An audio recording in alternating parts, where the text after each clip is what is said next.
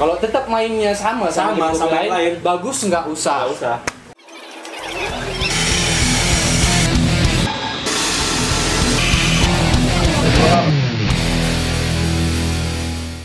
Halo, assalamualaikum. Balik lagi bareng aku Dika dari Biji Hitam.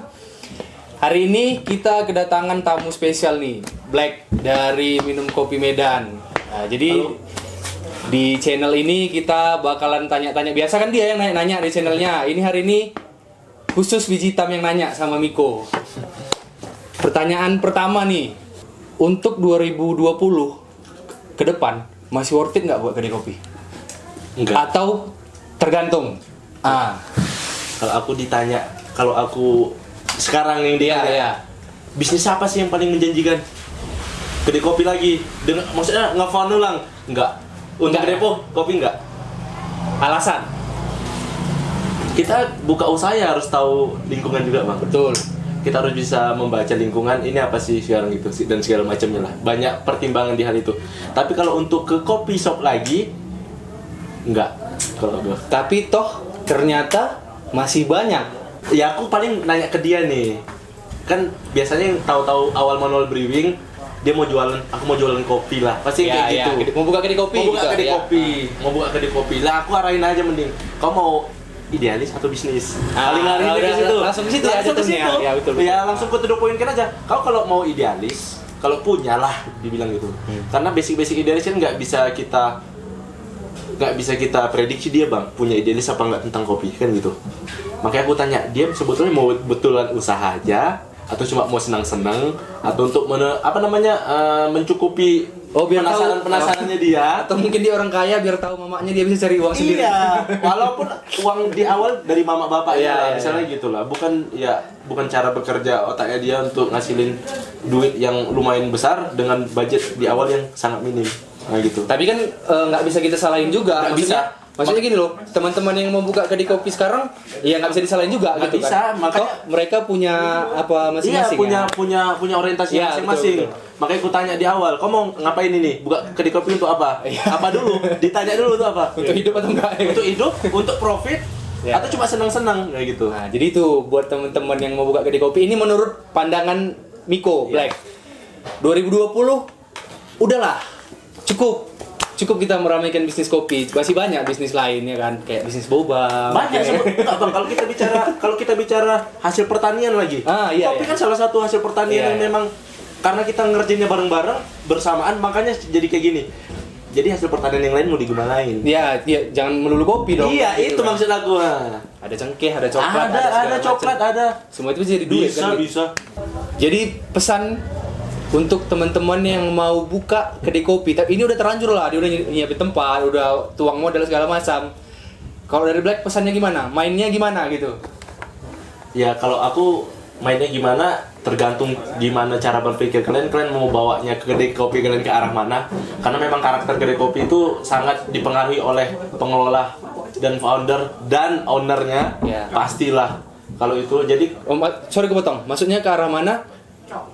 kayak di awal tadi aku bilang, kalian mau betulan bisnis saja atau betul-betul cuma bisnis idealisme, misalnya gitu, Bang. Oh, Sejalan atau mau kayak abang tadi kan bisa kayak Bang Arif jelas beda, kalau abang beda, Ya, kawan-kawan yang lain beda. Balik ke awal, gimana kalian mau mengemas kedai kopi kalian? Maksudnya ya kalian mau intinya gini lah, kalau yang ku tangkap ya, kalau mau buka kedai kopi di tahun 2020 ini, kita harus lebih inovatif, harus lebih. Kalau kayak gitu, maksud abang kesana ya? Iya. Kalau- Maksudnya, udah banyak loh kedai kopi, kok mau buka kedai kopi lagi gitu? Iya, maksudnya dengan maksudnya dari segi menu, karena memang kita Iya. produk yang mau dijajal. Kalau cuma jualannya itu juga nggak usah lah. Iya, itu tadi poinnya. Kalau mau jualan latte juga, ya mau jualan kopi susu juga, ya udahlah gitu loh. Iya, gitu. kecuali kalian misalnya Bisa buat signature yang- latte jati. Iya, Dari serat pohon jati atau- atau seratnya kalian buat latte, itu mungkin oke. atau kopi susu pakai biji cemara, Mungkin ya. ekstraknya gitu-gitu. Atau melinjo difermentasi. Memang betul out of the box ya. Jelas. Gitulah mungkin, Bang. Mungkin itulah kuncinya. Kalaupun mau buka, silahkan cari yang jangan udah dijual orang gitu. Buat signature yang memang buat betul-betul. signature. Ya. Soalnya demi keberlangsungan kedai dia juga, Bang. Kalau tetap mainnya sama Sama kedai yang lain. bagus nggak usah. Nggak usah. Nah itu ya, dengar bagus nggak usah buka kedai kopi, masih banyak usaha lain. Banyak alih. Oke, terus pertanyaan kedua ya, setiap kedai kopi itu kan punya strategi jualan yang berbeda-beda gitu. Ini kalau aku udah pernah ke Miko, aku ngeliat Miko luar biasa ramenya.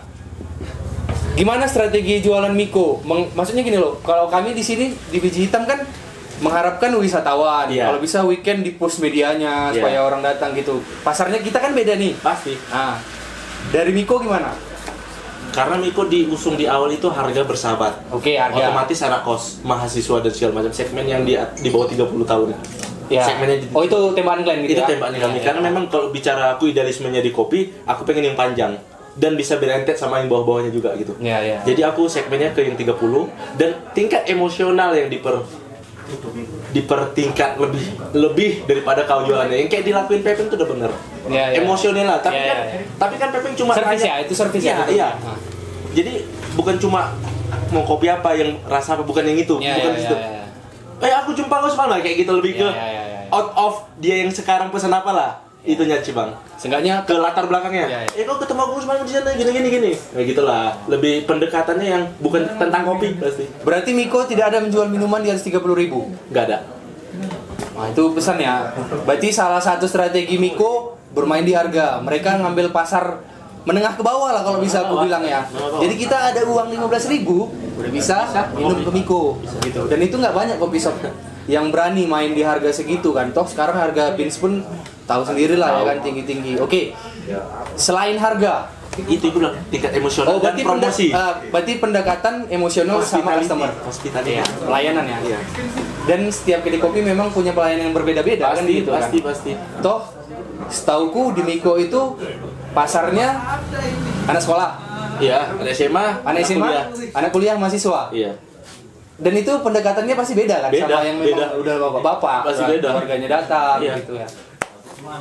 Oke, berarti punya formulanya sendiri lah. Kalau udah di jalan ketemu orang yang umurnya gimana, gini harus bercandain dan begitu lah. Pasti dapat formula di jalan. ada nggak kemungkinan? Sorry, masalah harga tadi. Ada nggak kemungkinan Miko naik harga? Kalau kemarin kan baru naikin 1.000. Naik 1.000, oke. Itu sebelum Covid kami naikin 1.000. Mungkin belum ada lagi ya untuk targetan 1 ton. Oh nanti berarti nyesuaiin bahan lah ya, sesuai sesuai bahan ya. Kayak ya tergantung si petani ngasih harga berapa sih aku. Karena setauku nggak banyak kedai kopi yang main range 15.000 itu sekarang udah langka. Mungkin di Medan hanya kalian satu-satunya.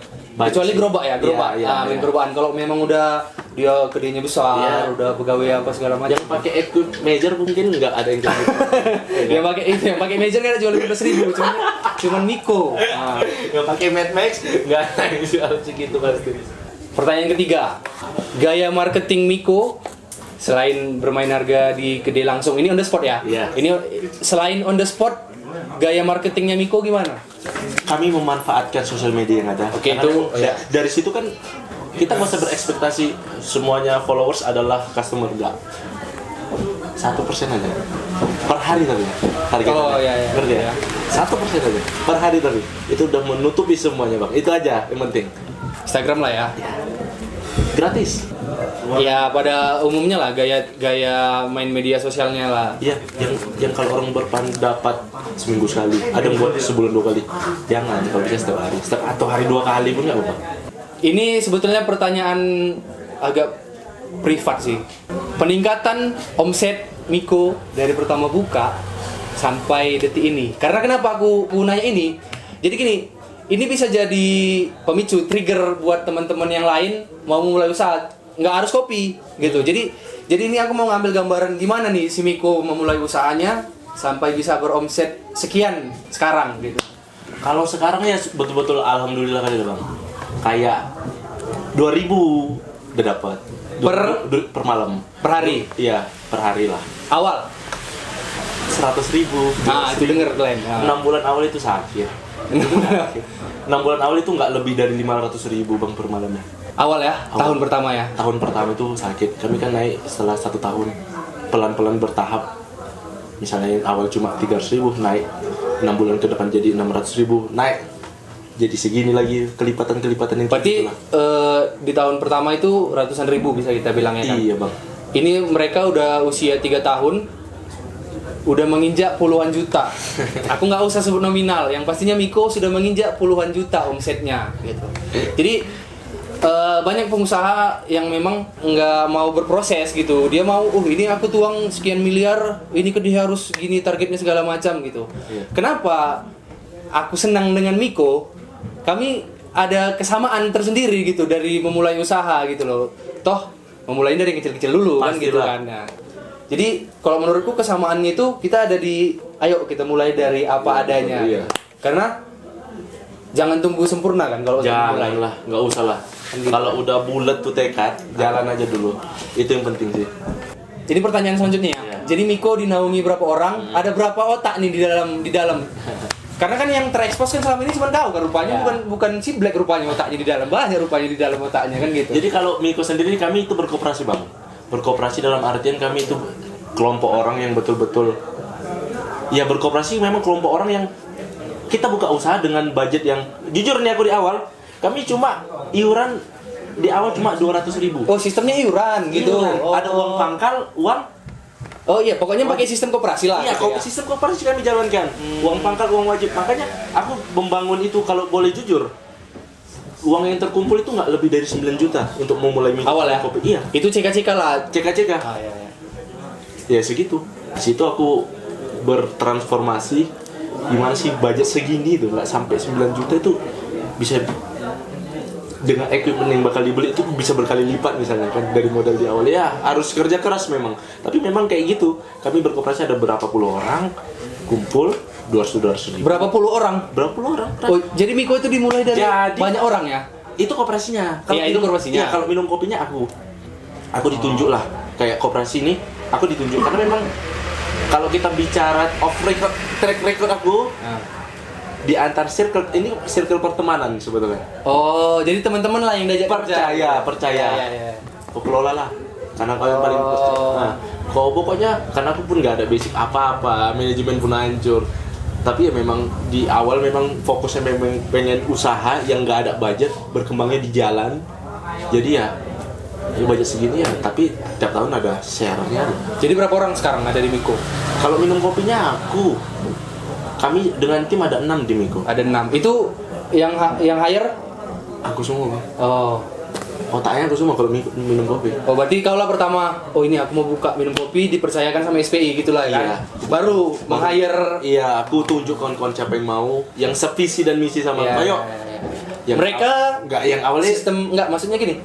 Mereka dianggap karyawan atau teman join mereka tuang uang juga atau mereka sistem digaji? Kalau tuang uang kami nggak ada bahasa tuang uang, kami yang iuran tadi. Oh, itu sama barang ya. Jadi sistemnya tapi ya kalau membedakan mana yang harusnya untuk operasional, mana yang share profit, mana itu pasti dibedain. Bulanan ya wajibnya bulanan gimana sih? Normalnya gimana? Sampai sekarang kopi iya. Share profit beda lagi, kami pakai sistemnya koperasi. Share profit beda lagi. Gitu-gitulah pokoknya. Dan sekarang pun kami udah mengembangin usaha, termasuk kooperatif itu yang tuh pas itu bagian dari koperasi. Ya. Harapannya bakal banyak. Nah, yang share profit mana itu pasti dibedain. Bulanan ya wajibnya bulanan gimana sih? Normalnya gimana? Sampai sekarang kopi iya. Share profit beda lagi, kami pakai sistemnya koperasi. Share profit beda lagi. Gitu-gitulah pokoknya.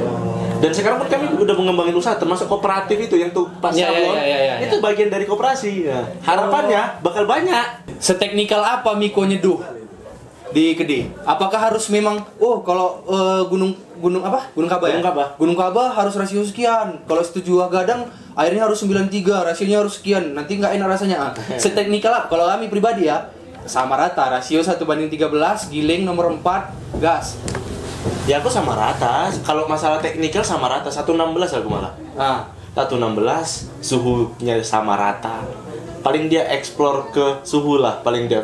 Ya manusia kan nggak bisa dicek oke, kok harus gini kan nggak bisa juga. Ya kadang kan ada coffee shop yang memang setiap beans itu ini nggak boleh kau seduh 90 nanti terlalu nggak se-ekstrim itu. Berarti gitu ya. Miko itu mainnya slow sama kayak kami. Jadi semua beans itu nggak usah terlalu perlakukan cemana lah. Yang penting kalau aku pribadi ya Black, aku percaya kalau kopinya itu memang dasarnya diproses baik. Iya, betul. Dan di roasting dengan senang hati. Iya, Udah pasti enak. Iya, Mau pasti. siapapun yang nyeduh Pasti, gitu kan. iya. Nah, berarti hampir sama. Pasti. Kami tetap menerapkan sistem itu gitu loh. Kadang kan ada beberapa, bukan kadang, banyak sih kalau aku bilang. Ada beberapa kopi shop yang memang oh ini harus gini, ini harus gitu, ini harus gini. Kalau enggak ya toh jatuhnya gini loh.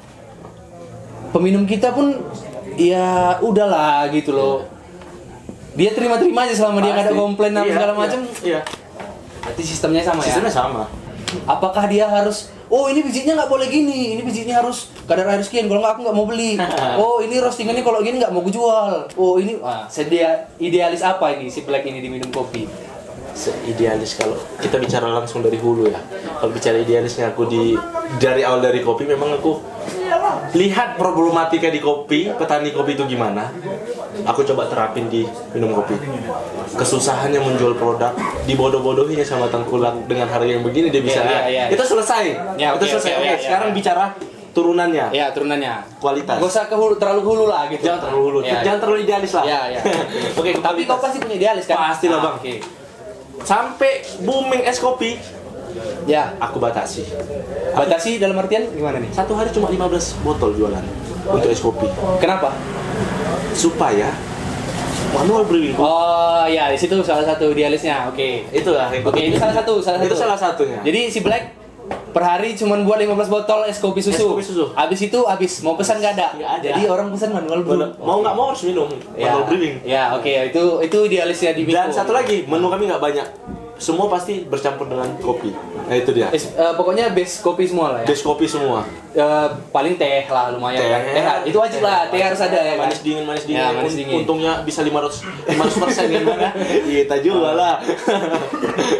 Macam kita bilang kan, biji hitam itu ya udahlah idealis di kopi-kopi 3 tahun ini oke lah. Lepas ini kita lebih ke gimana cara ngembangin bisnis, gimana supaya uang lebih banyak segala macam gitu lah. Aku berpatokan ya, karena memang kuliah tadi ya, idealisnya aku lebih sharing gimana bisa menampung lebih banyak petani kopi. Aku lebih ke sana larinya, lebih bisa menampung hasil pertaniannya dia, karena biar supaya nggak bingung. Masalahnya dia pasti pening bang, ketika panen raya, aku setidaknya siap, udah aku selesai di situ kan. Jadi aku nggak punya patokan harus gini. Setidaknya aku siap ketika dia panen raya setengah ton, 1 ton. Siap nampung kopinya? Harus siap. Walaupun gede lagi sepi gitu Lagi lah sepi, istilahnya. aku harus siap gitu. Jadi PR sama gue, Konsekuensi pembelajaran, juga ya? konsekuensi. Ya nggak tahu ya kenapa harus kayak gitu. Tapi aku nggak tahu, memang harus. Ya itulah itu yang dari dalam dirimu tadi. Iya, itu yang berat sebetulnya. Seenggaknya gini lah, gede sepi, lagi panen, ya udahlah beli dulu lah gitu Iya, ya. itu dulu. Mau gimana jualannya nanti lah. Yang penting itu komitmenmu kan. Iya, itu komitmenku sama dia. Udah selesai. Setidaknya aku berguna lah bagi petani-petani kopi. Itu Ya, sih ya. bang. Membantu lah ya. Membantu ya. Jujur ya, tapi memang kopi ya jadi komoditi terbesar juga, salah satu terbesar kan. Itu aja bang. Oke, itu tadi dari Miko, dari Black, dan yang terakhir, aku nggak mau buat pertanyaan. Biar si Black apa yang mau disampaikan buat teman-teman penontonnya Biji Hitam, apa yang mau disampaikan buat Miko? Dari Miko. Ini aku ya secara pribadi ya, kalian orang kaya terserah, kalian nggak punya modal terserah. Tapi kalau misalnya kalian mau usaha, aku tertarik sama pertanyaan yang pertama tadi, gimana apa usaha yang paling sesuai bang ya? Iya. Di tahun ini. Iya, aku lebih pengen nguliknya ke sini. Iya. Sebetulnya jadi closing statement ini, aku lebih mendorong kalian untuk fokus dan coba struggling, karena memang aku sekarang terlalu risih kalau dengar kata-kata enaklah usaha. Aku udah terlalu risih sama itu. Mungkin kalian yang baru mau mulai usaha, kalau bisa usaha itu ya serius, karena memang usaha itu nggak bisa jadi sampingan. Betul. Di mana-mana pengusaha itu pekerjaannya utamanya adalah pengusaha. Nggak ada yang Fokus PNS, ya? Fokus. Nggak ada yang PNS sampingannya usaha. Pasti usahanya nggak jalan bang.